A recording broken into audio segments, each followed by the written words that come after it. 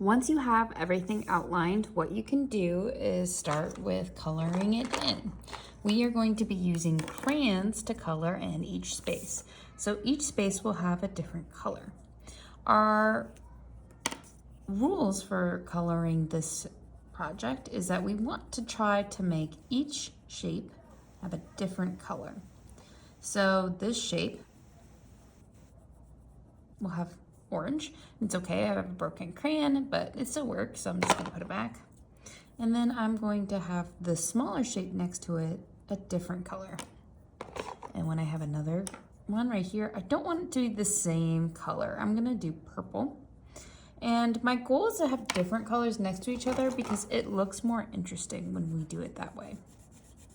So I'm going to have pink here. And since this isn't a closed shape, from here I can color this whole thing pink. So this shape is a lot bigger than the shapes down here that I was working on earlier. Now, with my goal, I wouldn't want to have this also be pink, but I could have the shape over here be pink because it's not directly next to it. So you can repeat colors, you just don't want to have them right next to each other because it looks better if they're different. Because if I were to color and accidentally do it, let's say, I'll show you. If I do the orange, it just doesn't look as good having the two colors next to each other. And yes, I did purposely wrong. That's not good, but it's okay. If you do that by accident, what you can do is you can color mix and make it look like a different color. So I'm going to use red and just color on top of it.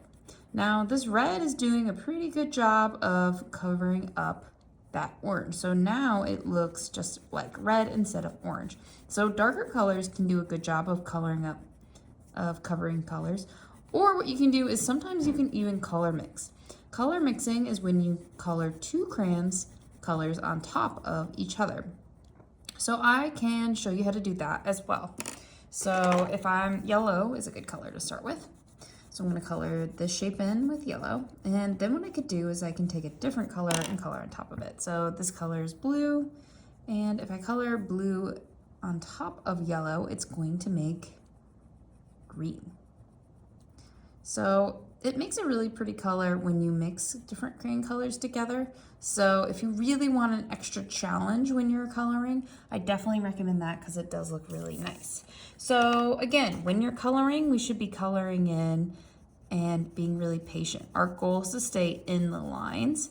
And I know as a teacher that you understand the assignment when you're coloring in within the lines.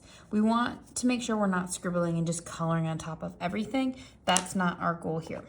It looks a lot more satisfying and nice if we are coloring it in with each shapes. So not only are we learning about overlapping, but we're also learning about these different kinds of shapes that we created. And it just looks really beautiful and really nice when you can have those different shapes on there. So I definitely recommend trying that out and coloring this way. The results are satisfying and look like very, very nice and will show lots of hard effort. So keep on coloring.